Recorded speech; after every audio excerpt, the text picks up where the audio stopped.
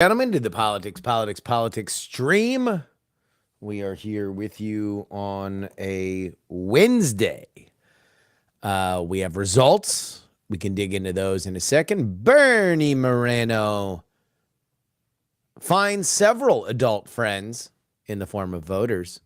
In the state of Ohio, he will be your general election matchup against Sherrod Brown. The result that both Trump world and the Democrats agreed they wanted.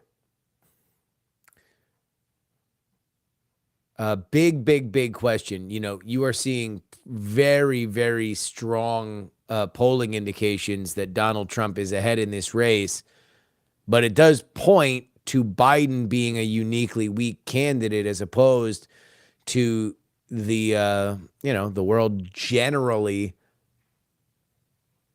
being not connecting with Democratic messages, because Sherrod Brown's up. You're seeing John Tester up. I mean, I still believe that the Democrats will lose the Senate because this is just a bad map. And if the Republicans don't take the Senate with this map, then there are major problems. Major problems. The Republicans need to take the Senate on this map. It would be a humiliation for them not to, considering. But still, in 18 and 22, you didn't see Trump on the ballot. And Democrats, outkicked their coverage with all that. They did really well. 2020, Trump is on the ballot, and the Republicans do lose the Senate. But, how much how much is COVID a part of that? That's the big question. That's the question that we all have. Thank you. Yeah, I'm experimenting with a new look. Experimenting with a little bit of a new look here. Got the haircut. We're doing our best. On yesterday's edition of the program, or today's edition, the one that I recorded yesterday, it got posted yesterday though too. We delved into the macabre. We delved into the gothic. We delved into what, in my opinion, is gross. It's something that I don't like to talk about, and that is death. Specifically, what happens if Donald Trump or Joe Biden die?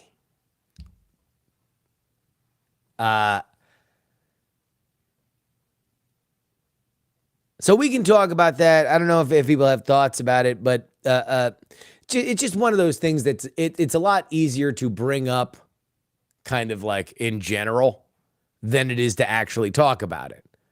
Because here's the reality. We don't have any kind of track record on candidates having a stroke or a heart attack and dying. The best we got are assassinations.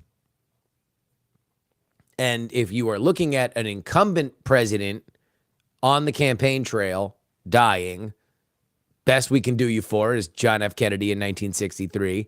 And if you are looking for a candidate dying on the campaign trail, the best we can do you for is Bobby Kennedy, 1968. Both Kennedys. Here, you want to know what? I'll take the call. We're not going to be on long, so I will take calls here. We will do that.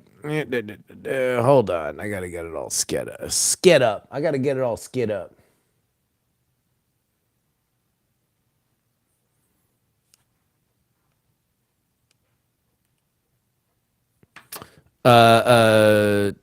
Dr. Whiskey, call back. Hang up and call back one more time because it's only coming through on my phone here.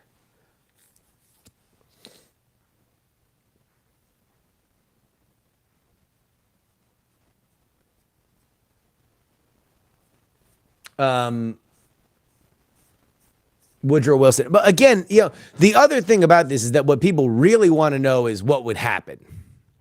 And so I tried to do my best to talk about what would happen in the conventions,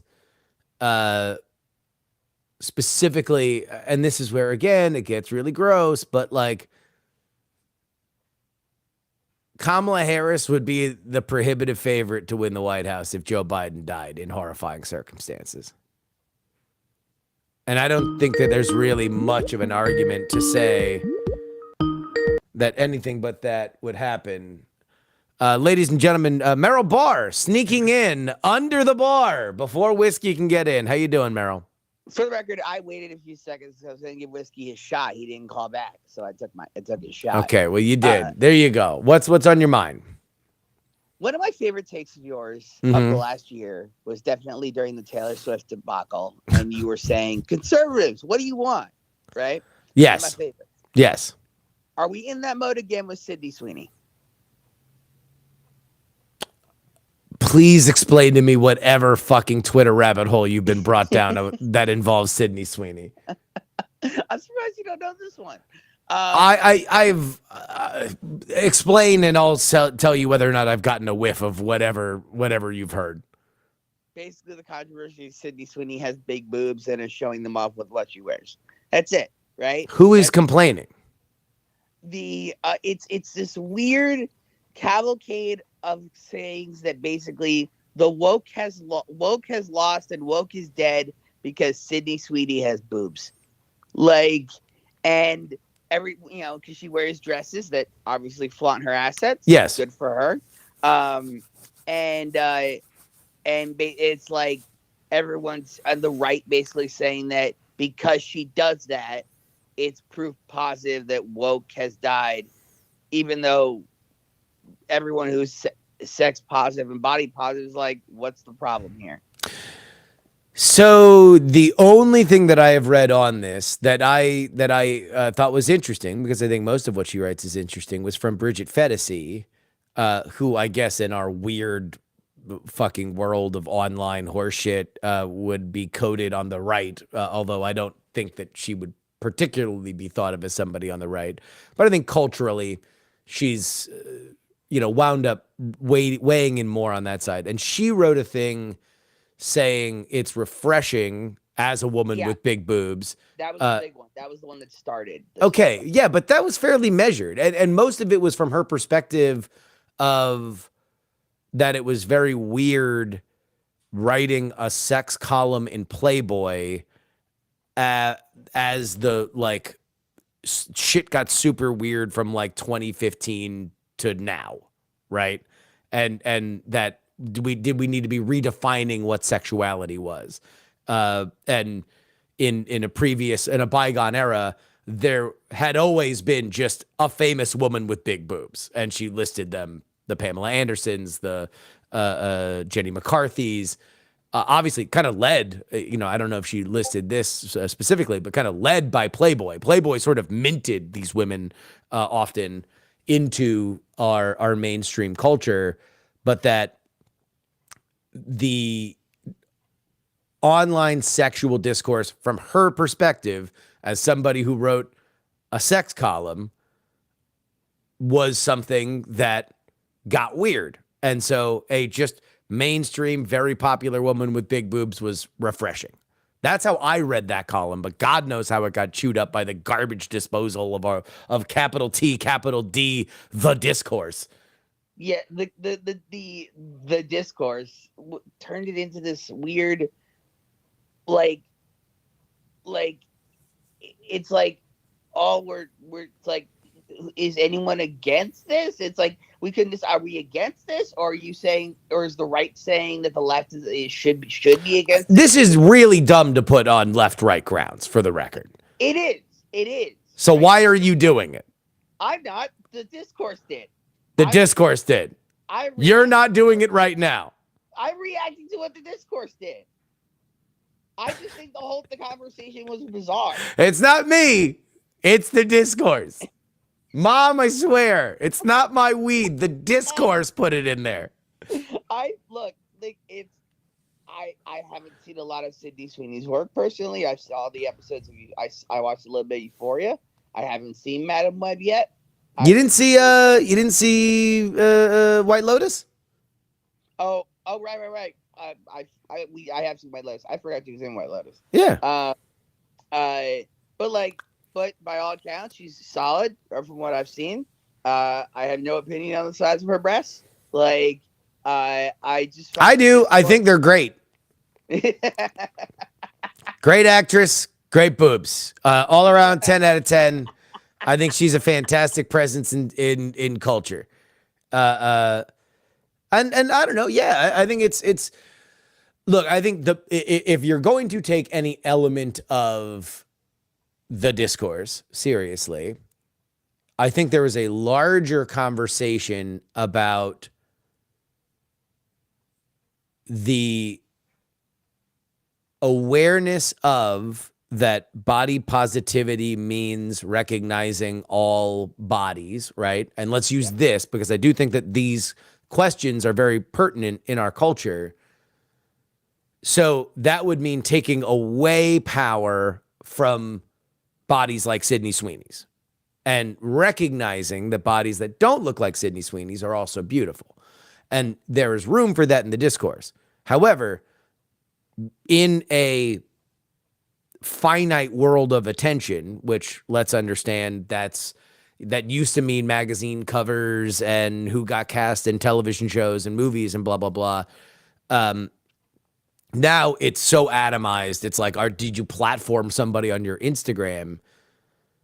Does that mean that you should be thinking about not putting a Sydney Sweeney somewhere? And right now, the answer is no. Sydney Sweeney is a very well-liked actress. She's obviously a very beautiful woman.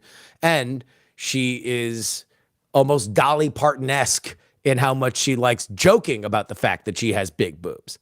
Well, that you know what? That's what she doesn't. She hasn't really joked that much about it. And the only statement she's given was I can't remember. She did have one statement about all the discourse, but short of that, I actually think she doesn't really. There was a clip I saw of her where I can't remember the exact joke. It's the same as like during the Pamela Anderson roast when she's doing her rebuttal and she ends it with, "I gotta thank my biggest fans, Dodo and Lefty," and she holds up her breasts. Right? It's not this. She's not like at that level with it. I don't know, man.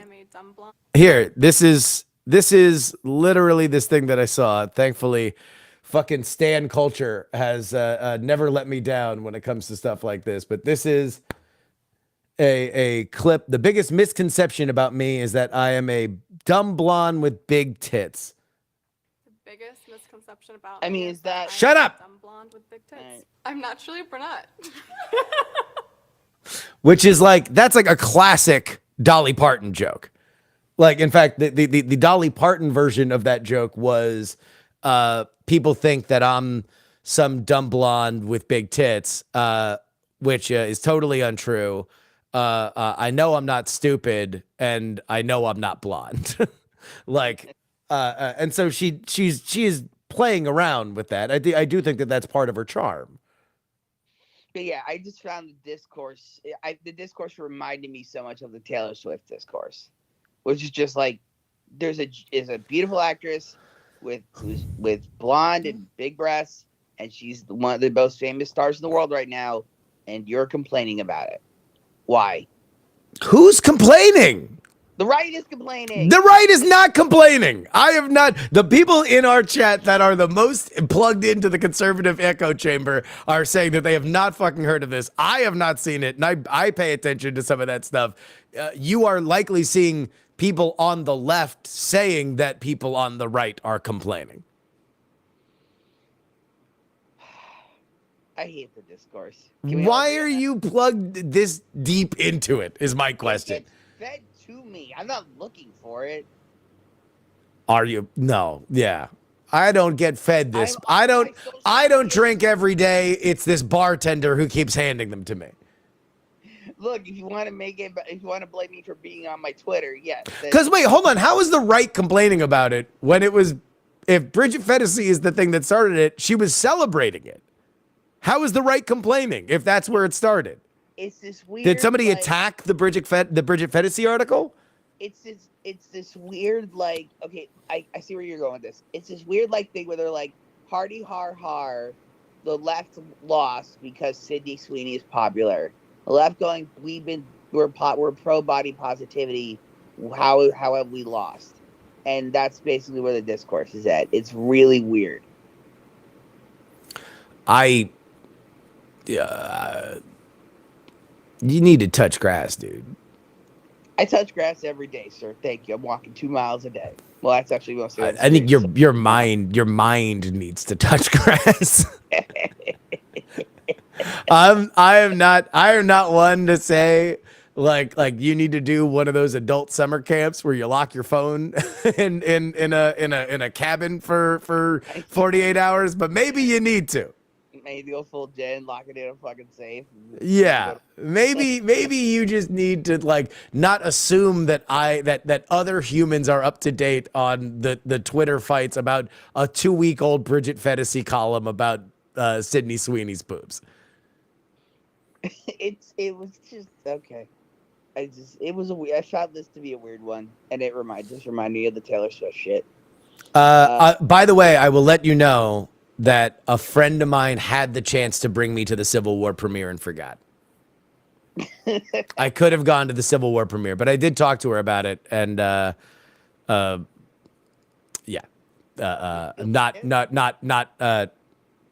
positive about it. Oh, good. Are you gonna see it? Talking about the discourse, I'll probably have to see it just because it's going to be one of those movies that you're going to have an opinion about. I think I know what my opinion's going to be. Although my expectations are so low now that I might wind up liking it more than I would have otherwise. But I don't particularly think that I'm going to like it, nor do I think that it's going to be that big of a hit. I don't think it'll be a hit, but I think I'm gonna like it. But no, I actually agree with you. I do not believe it's going to be a hit. I think it's getting very well marketed, and then it's going to be a dud on the box office front.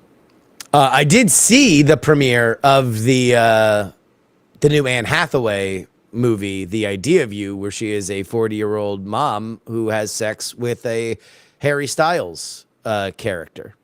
Yep, I heard listened to you talk about that on the podcast. Yeah. And how do you think? Do you think that's going to pop? Well, it's on streaming, so it's like I think that they were in a very, very interesting place with that, because I read a little bit about the source material, and the source material is like 50 Shades of Grey smutty, and I was like, oh, that's interesting. I wonder who wrote that. It was one of the actresses from the 50 Shades of Grey movies, so I think she realized, oh shit, there's a lot of money going into this. I wonder if I could do a version of it. There is so much money in smut these days, and you know what? I think it's driven by TikTok, because TikTok has just adopted the smut book world, and it's all it wants to talk about on terms of the book side of TikTok. Yeah, and I just think the market for smut has never been higher. Well, that being said, it's like this is actually a fairly charming movie. It was directed and co-written by Michael Showalter, so the comedy is really good. And Anne Hathaway obviously is a very charming person, not traditionally kind of sexy in the Sydney Sweeney kind of way, but like certainly beautiful, gorgeous. And so I do think that kind of plays well into the movie. The question is, it's like, I don't know whether or not they're going to try to market it as like, this is Anne Hathaway, like you've never seen her. Because there is a moment where things get a little bit more graphic than you would expect in a rom-com. But then the rest of it is very, very, very rom-com-y. Like all the sex is like a lot of kissing and rolling around in bed.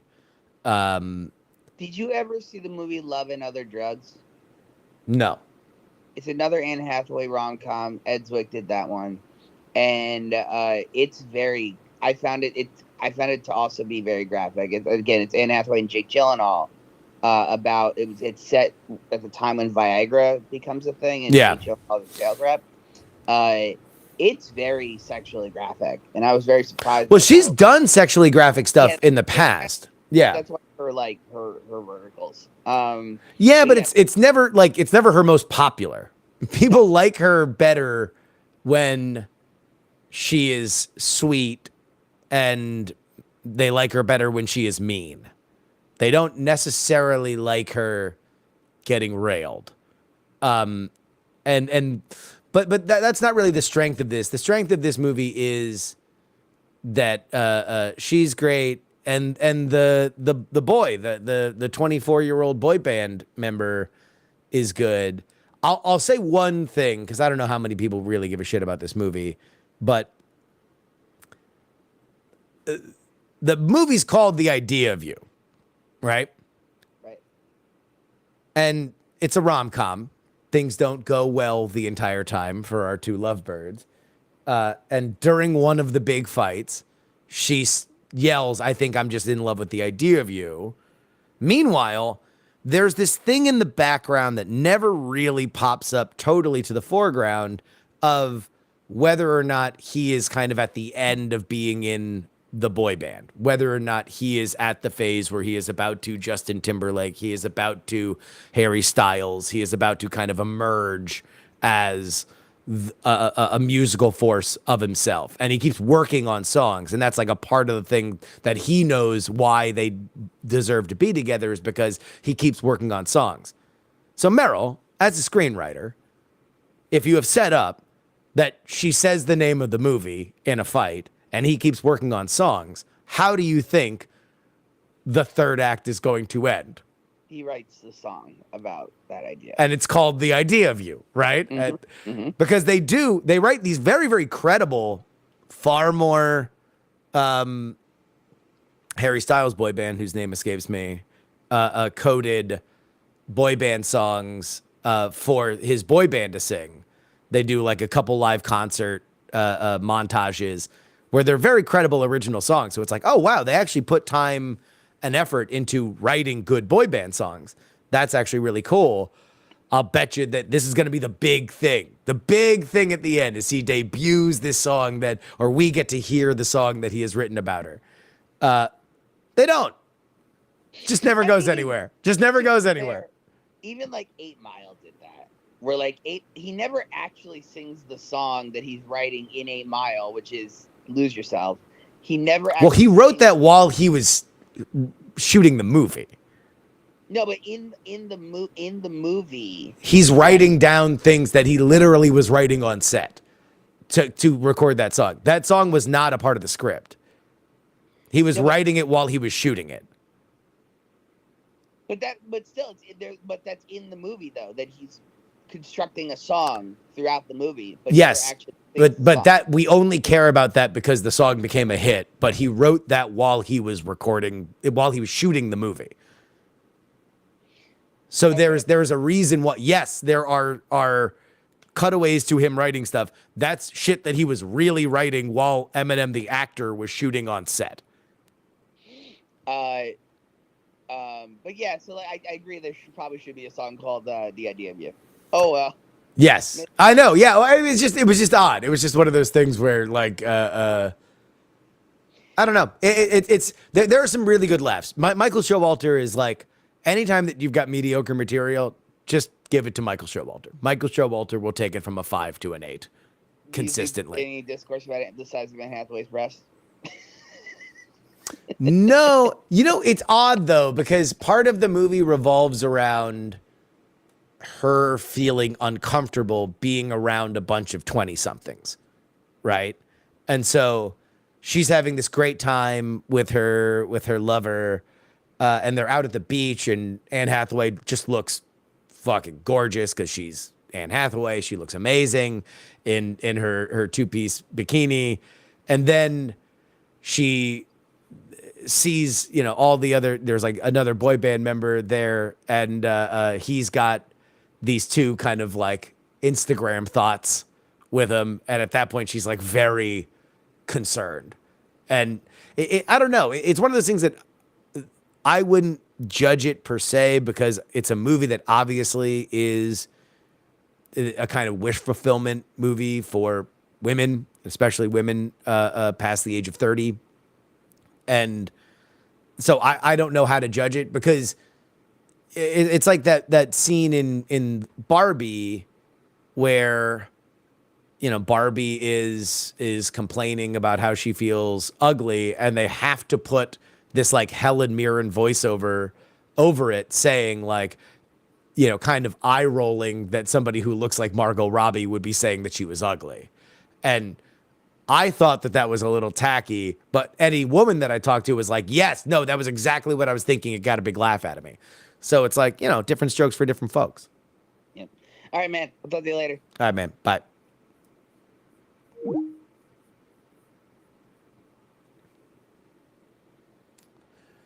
Yeah, there will be no discourse when it's dumped on Prime. Yeah, I mean, look, I good movie. Good movie. I liked it. I was not expecting to like it. I literally only went to the premiere because my friend, I only got to talk to my friend for like 20 minutes. And then she was like, oh, do you want to come to this thing? And then she was like, oh, I'm going to leverage a friendship to get you a ticket. And I'm like, all right, fuck it. But then I wound up sitting 2 rows behind the dude from Veep, which I was very happy about. Dr. Whiskey. Hello, sir. How are you? What up?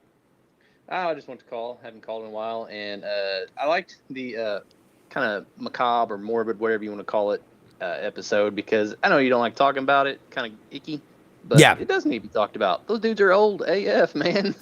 Well, and also I think in the episode, go ahead. It would be a very important process. It'd be a very important thing that has a high probability of happening. I would disagree high probability. But you really think it's not a high probability that an 82-year-old man would die within 4 years? Within 4 years, now we're talking. Between now and November, no, I don't think it's likely that either of them die. Good point. You focused on between now and the election. Yeah. And that's usually what people talk about. Like if they are talking about what happens to this race, if we are talking about whether or not you're going to vote for Joe Biden or Donald Trump because of their age, yeah, I think that's a very legitimate discourse because, you know, it's the most we've watched it age young men like they touched the false grail from Indiana Jones, right? Yes, yeah. You know, Obama, I think, was the starkest one. That Obama came in. White. Yeah, Obama came in looking like an A&R man for Def Jam, and then like left looking like Cornel West. So like, there's obviously it is a stressful position, and to put that level of stress on an 82-year-old or a 77-year-old. That's a lot. I think another kind of close topic is, let's assume Biden gets reelected, and in the 4 years after that, closely related, not quite as icky. His mental health really, really takes a massive hit. I mean, you know, there's been a lot of talk about the verbal fumblings and blah blah blah blah. But I think that would be more likely is to see him take a massive mental hit in 4 years and then step down. Maybe. Well, he's not going to step down. Number one, he will not. You don't think even if he's like drooling on himself or something? And I say this, I don't mean it to sound terrible, but I've had a lot of 80 and 90-year-old family members and extended family members, and when you hit that. When normal people really hit that point, they hit a wall and they go down fast. So, I mean, I think the argument that you would have would be more on the temperament side. Is he going to pull a Dianne Feinstein, you think? Well, no, because him around or hide a Biden more. If we hit that point, this gets into more gross shit. But fuck it, we're already here. We're talking 82. Let me. People. This is I think we might be there now with the you get about 4 good hours out of the guy, and that at a certain point, when the sun goes down, he's a lot shorter. He's a lot crabbier. Anybody who has tried to tell an elder in their lives that they shouldn't drive anymore, I think has probably seen what I am talking about. I think this is a very common thing that happens.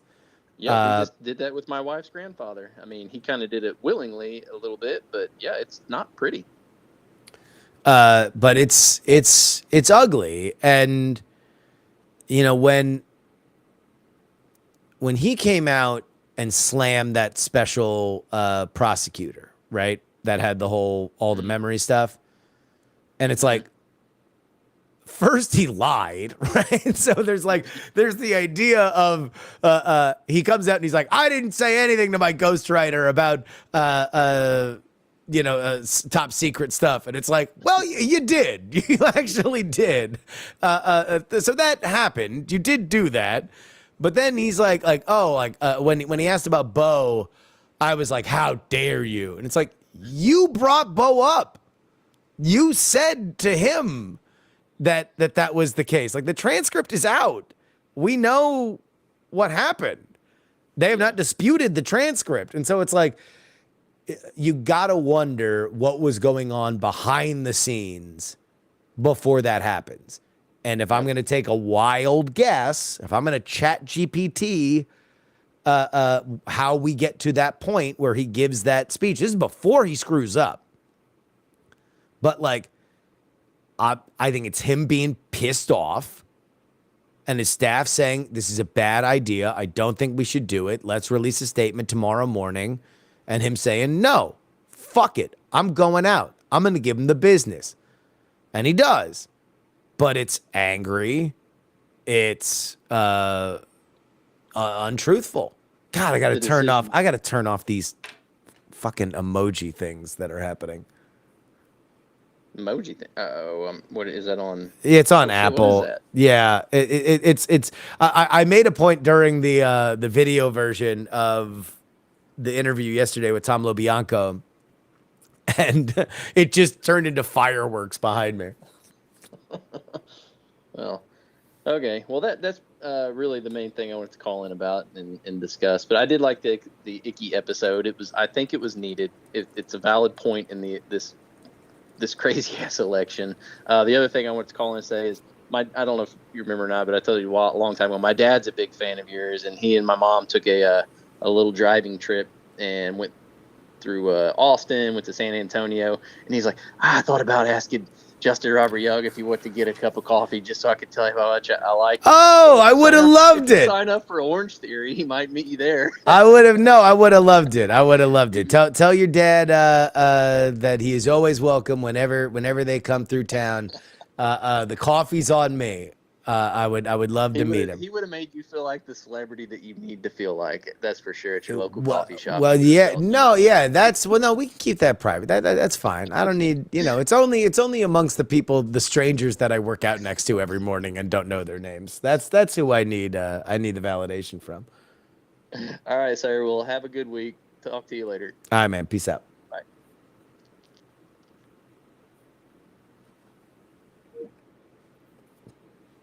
All right. Turn off reactions. Click the video button in the menu bar. Is that the video button? No. No. There we go. Reactions. Turn that shit off. Oh, wow. I can change things. Look at that. I can turn on studio light and go portrait. Does that? Yeah. Oh, I guess it does blur it a little bit. That's interesting.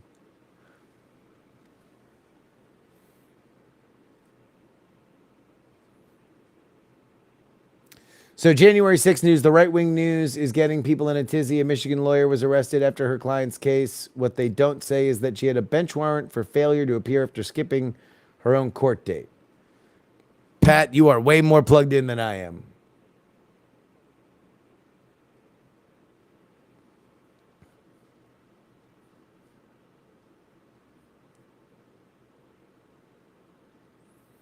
There we go. We have disabled reactions.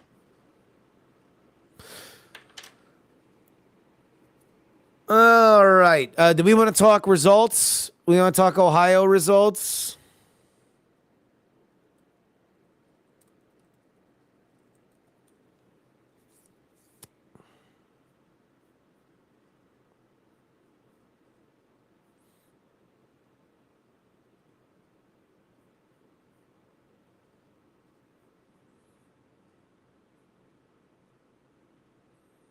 An absolute shellacking for Bernie Moreno.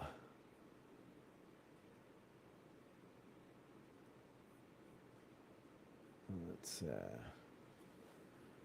take a look. There we go. Did we expect Moreno to win? Yes. Did we expect Moreno to win by this much? It looks as if he won every county in Ohio. No. He whipped the llama's ass here. Bernie Moreno, over 500,000 votes. Matt Dolan and Frank LaRose, I don't think combined got to him.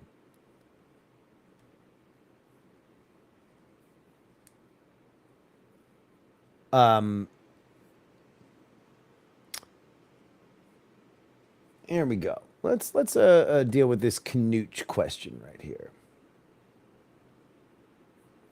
Don Jr. and other surrogates are saying that the GOP is now the party of Trump, but the RNC just installed a bunch of former Bush-Romney guys. Do you think this is a small donor, large donor play? MAGA supporters here, the party is all theirs. But the RNC can tell the big dollar donors that the adults are really in charge. You mustn't be afraid to dream a bit bigger, darling. It's both. Here's the reality. Donald Trump is the most popular person in the party. Donald Trump's whims largely dictate where the party is going. He is a unignorable voice in the party. He gives the Republicans the best chance to win in November. And he can't pick candidates for shit, and he doesn't support candidates.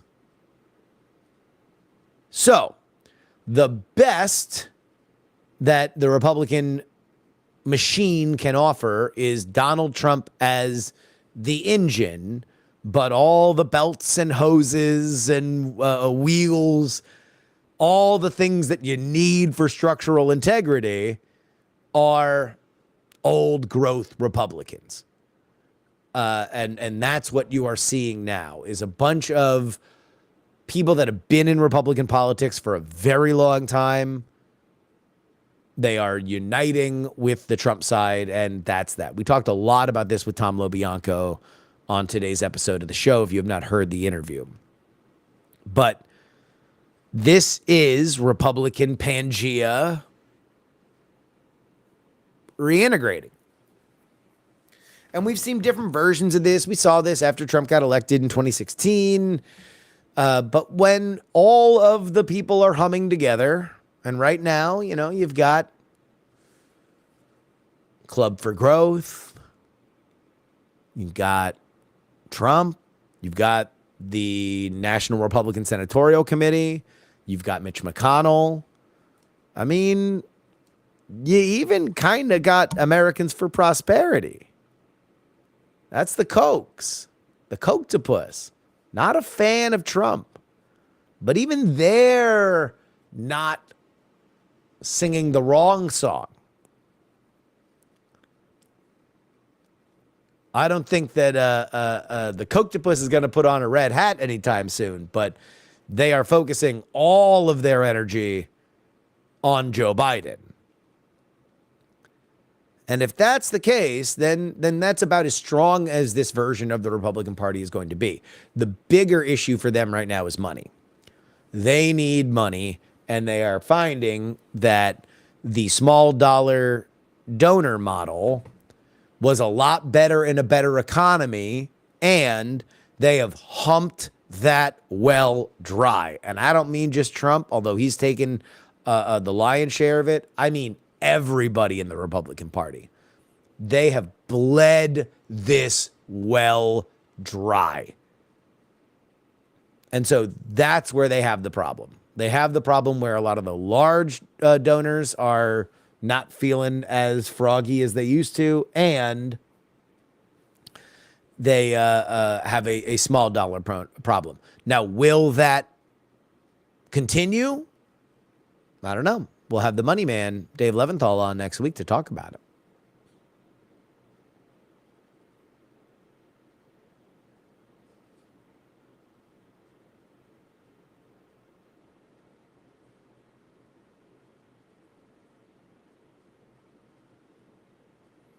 Pangea is for globalists. That's amazing. That's amazing. By the way, I've installed some new...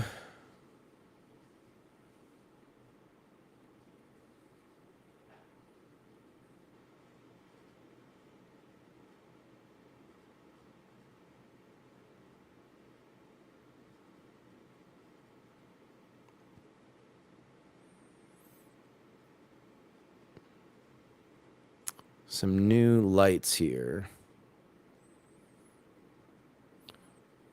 So now I can change. I have the chandelier up here. I can change. So concentrate.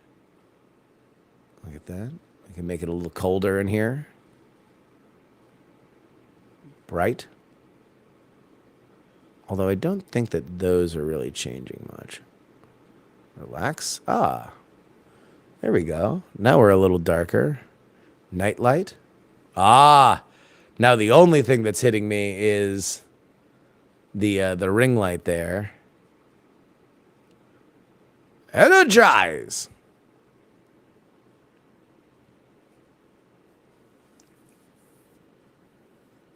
Chandelier, you are an elitist. It came with the pad.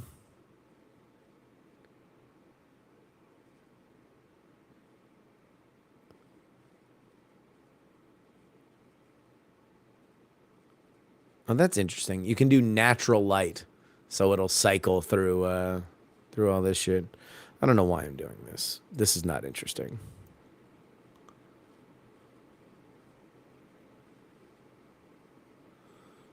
All right.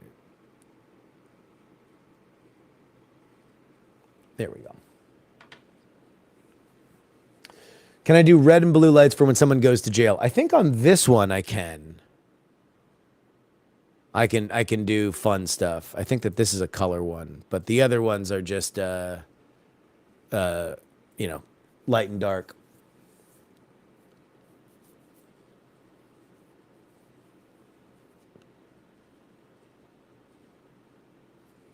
For election results. Yeah. Well, I'll tell you what, I don't know when we're going to do election results.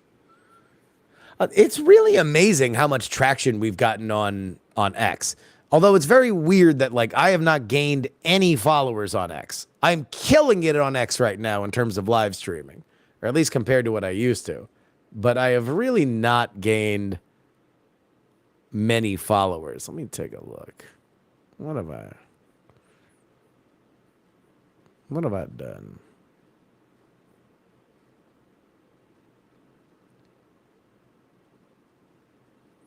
Yeah, I've been at 28.6 followers for forever. Oh, it did remind me. We have this this poll that came out. A seltzer poll. You know, you don't normally see when seltzer polls come out, you want to pay attention to them. Of course, the Oracle of Iowa. This is a general election poll. Donald Trump 45% to Joe Biden's 37%, which is very interesting because that tracks almost exactly to their approval numbers. This is versus October 2023, so they have not run a lot of these, but The reason why is because Donald Trump is murdering Joe Biden with independence.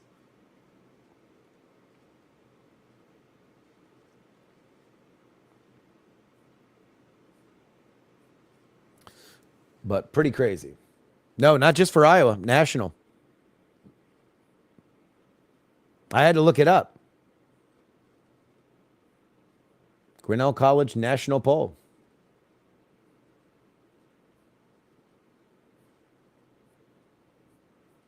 Unless that's just the wrong.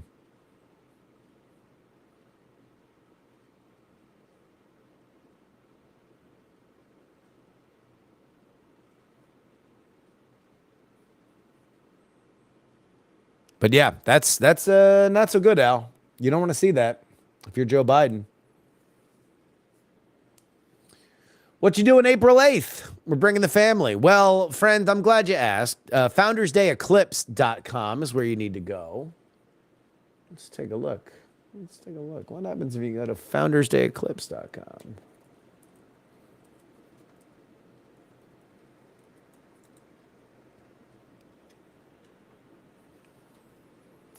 Come on out. It's going to be an amazing time. And look, we have already seen what is going to be happening in Austin during the eclipse. Austin is the biggest city that the eclipse is going to have significant totality through, going through America. There will be millions of people descending on Hill Country, Texas. And you, the lucky few, will get a chance to go to a 7-acre compound, hang out with all of your favorite podcasting people, see 2.5 minutes of totality, meaning the moon will go in front of the sun for 2.5 minutes. Really, really spectacular stuff. And then afterward, the real benefit of this is that we're going to entertain you while all the traffic clears out. You know, this is going to be Austin is going to be a parking lot for hours. But we ain't going to care any because we are going to be having an amazing time. Live podcast, bands, just an absolute blast and a half. Head on over, FoundersDayEclipse.com. That is April 8th. And if you sign up at the VIP level, we have a VIP function that's going to be happening that Sunday, the day before the eclipse. We're going to do a little pub crawl through Austin, downtown Austin on Saturday night. I'm putting in work for you guys. So if you ever wanted to come out, hang out, have a good time, now's the time, baby. Now's the time.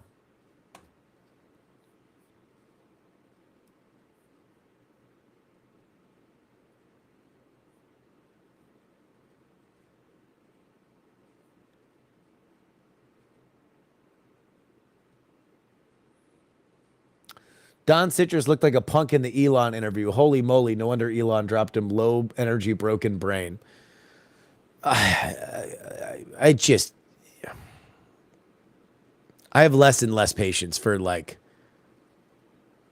really, really, really stupid interviews. Like you had to deal with Don Lemon interviews when he was on television, but he's not on television anymore. Hello, who's this? Hey, Justin, it's Bo in Oklahoma City. How you doing today? What's up, Bo? How you doing, man? How you feeling?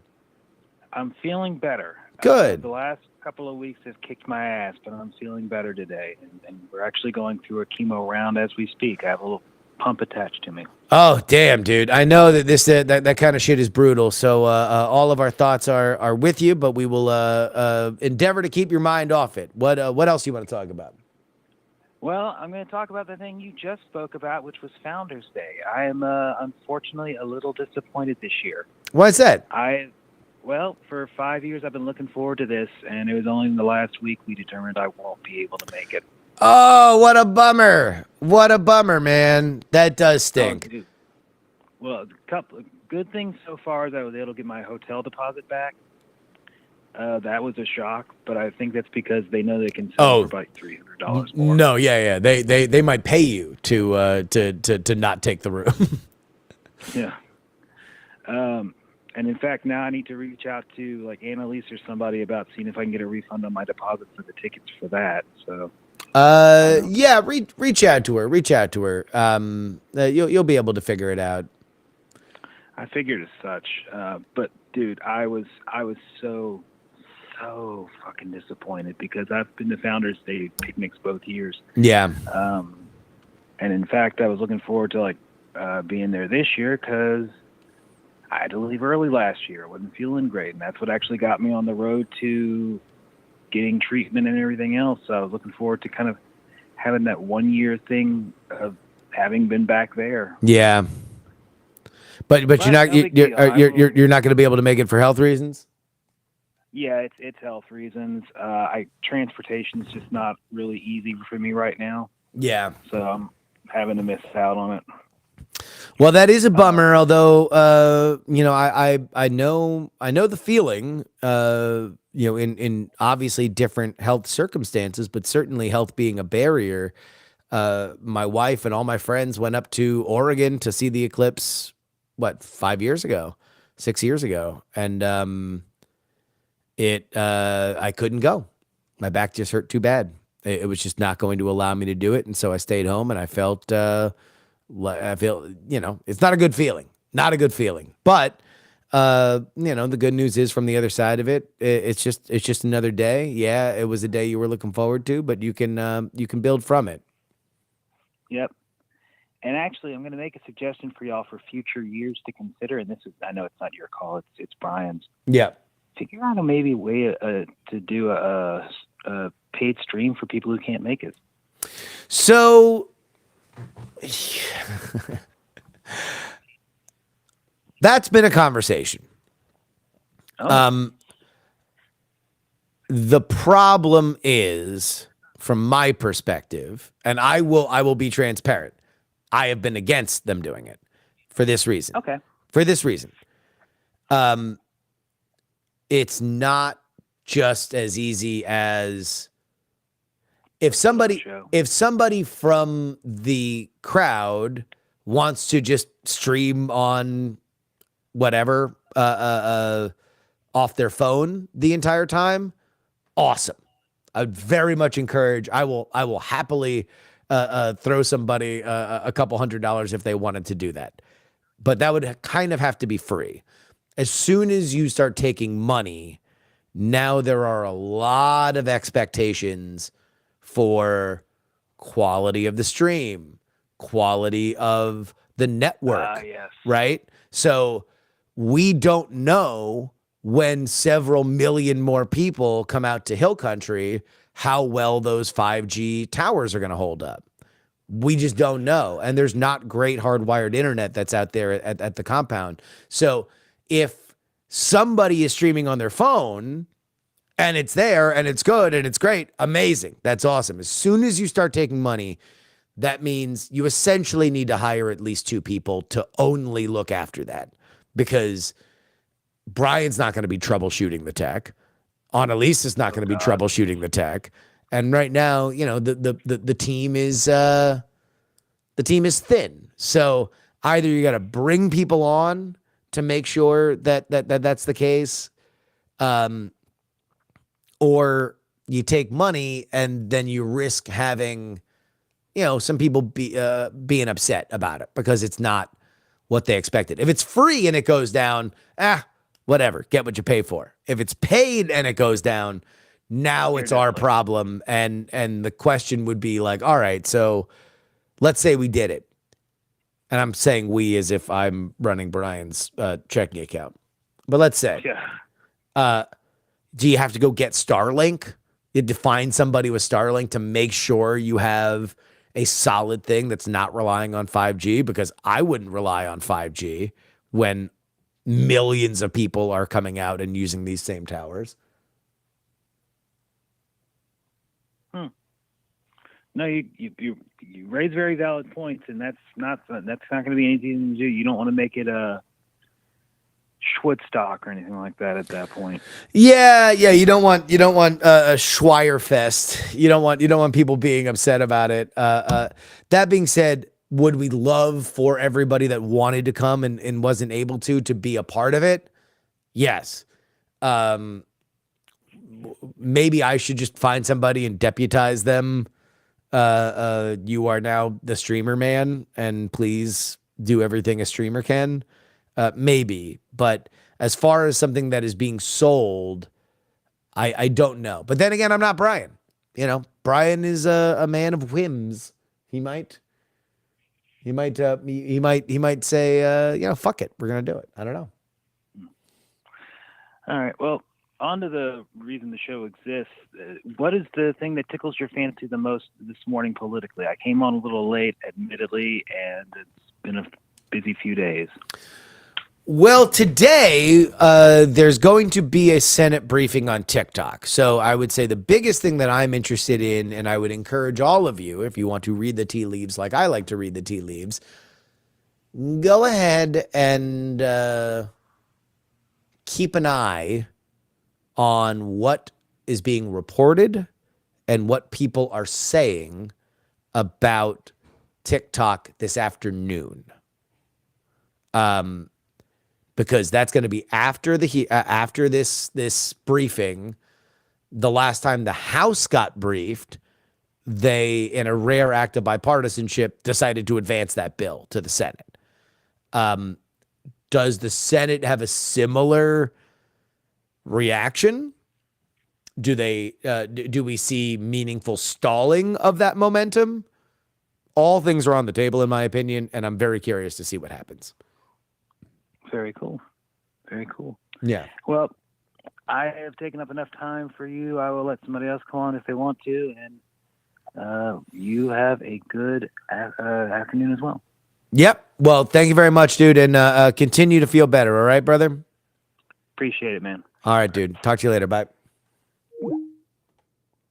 I pay a guy $3 a week to keep me posted on these things, and believe it or not, so I might not hear it today, but I'll probably get it soon enough. Probably tomorrow. You're right. You're right.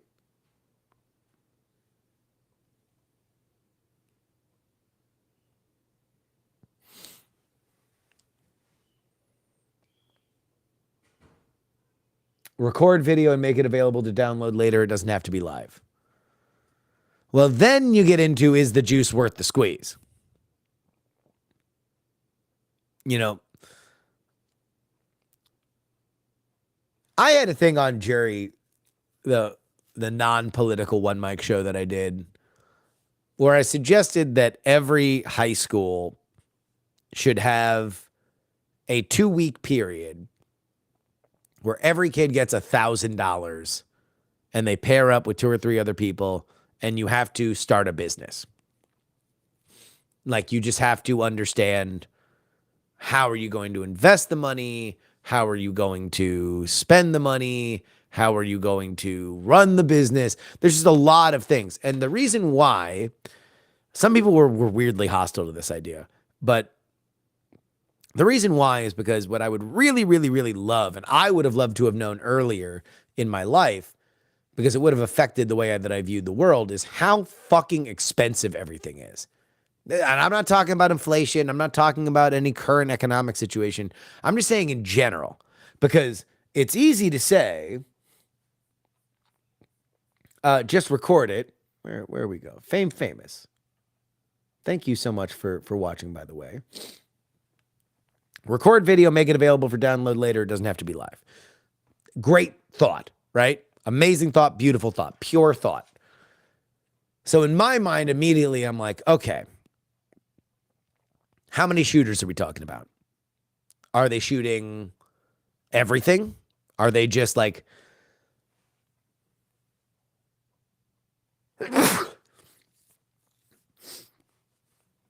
are they just run and gun? Are they stationary? Are they shooting? Are they shooting the live shows? Are they plugged into the board? Or are they just getting the slice of life? Are they walking around and doing that? And then when you have a gigantic pile of video, what would be the best presentation of it? Do you just dump this like, a 50 gigabyte behemoth on for download? Or do you edit it? More likely, you probably edit it. And then how are you selling it? There's just a lot of steps between here and the forum that once you are in the business, once you are in the world of this kind of stuff, that you tend to think about. And to go back to my initial thing on, I would really wish that, like, if you had a bunch of kids in high school that all saw how fast money goes in a business, how much it is, just educated guessing, I think it would give people a better sense of the world.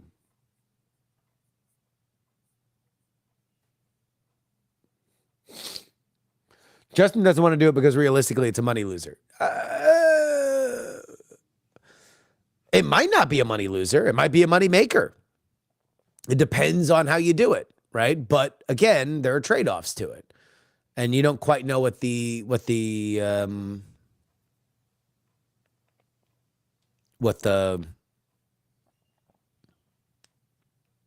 audience is going to be.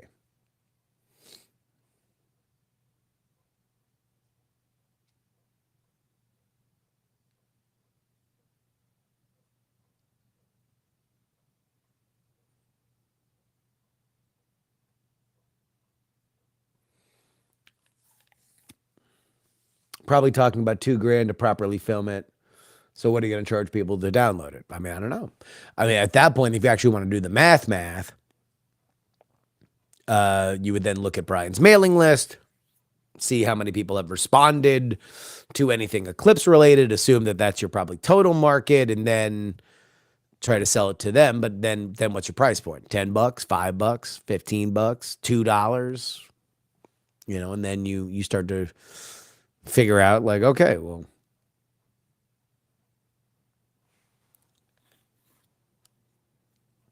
yeah, the Eclipse gets cold. I'm going to fall asleep on the ground like a bird. That's what I'm going to do.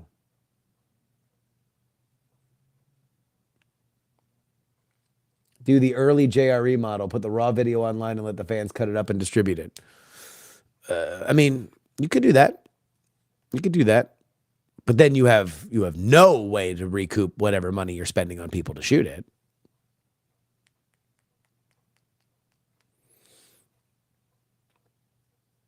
And remember that everything that you are not focusing on the live show means you are taking X amount of attention away from people who have paid $250 just to walk in the door. Probably paid a lot more to rent a car, to get a hotel, taking time off from work. So if you are spending a second not focusing on their experience, then, that's dangerous.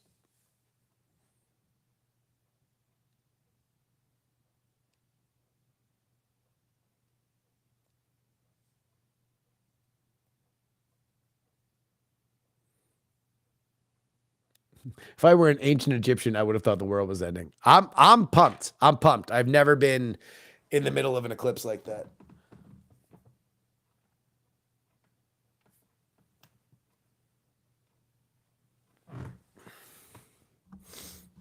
Obviously, look, this is going to be a big moment. A big moment. I would encourage people to be there. I would very much encourage people to be there. A lot of people are, but all those people are really stupid. They're going all the way out to Hill Country where there ain't no infrastructure at all. They're just going to be stuck in a parking lot of these smaller highways with nowhere to go. And meanwhile, we're just going to be chilling. It's going to be amazing.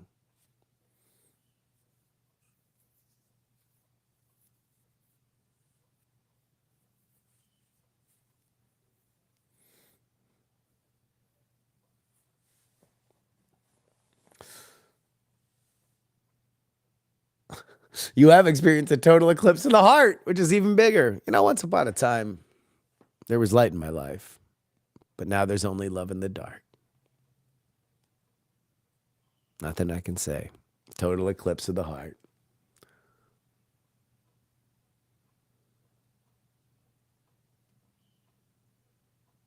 Diamond Club would never come off as less than professional. Obviously, look, there's a lot of jokes there, but you know, there is a base level for which if we went below that, people would complain. I will say that. You know, you don't need to be broadcast quality per se, but if you're below a certain level of technical competency, people get frustrated. Is there a sports question this week? I don't think there's a sports question this week. Let me take a look. Do you guys want me to add a sports question? It will surprise them.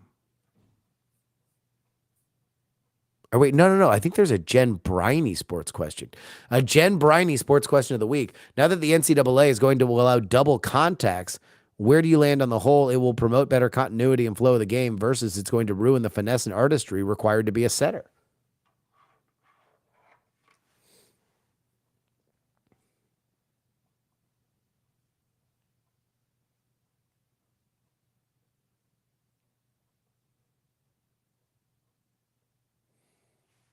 First day of a new job, which is a 4-hour orientation on Zoom on Eclipse Day. Got to try and find a quiet spot as close as humanly possible. Just huddle and watch it on my laptop, then book it to the property after 3. Waffle, baby. Good luck.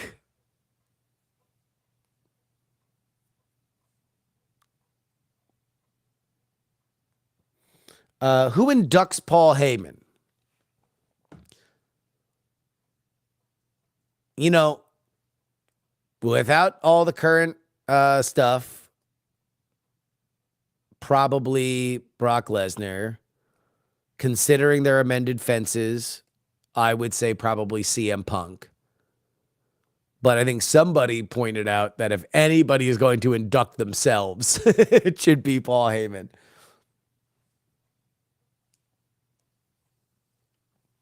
Is the YouTube plaque new? Now, this is stolen valor. Brian Brushwood for Christmas got me a Modern Rogue YouTube plaque. So he literally gave me that plaque. This is not me stealing it from somebody else. He literally gave it to me. So it's mine. I can do whatever the fuck I want with it, and I put it on my shot.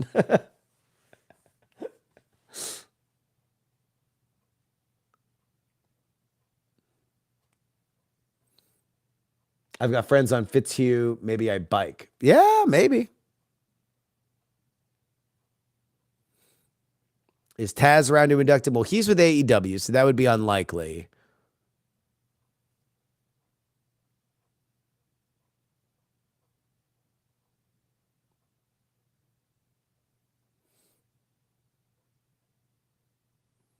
Big Show, Kurt Angle, Rob Van Dam, CM Punk, Brock Lesnar, and Roman Reigns should induct him. Well, but the thing is, CM Punk's the best talker out of all of them. So what you want is a really good talker. How much for me to buy or rent the YouTube plaque? Sorry, brother. That was a Christmas present. That stays with me. Okay, that's it. I got to get ready for the We're Not Wrong show, which I want to make sure that gets lit appropriately. They were really dark last time. I think it's kind of dark now. I probably need to take the brightness up a little bit. But yeah, that's it. All right. Till next time, friends. See you later.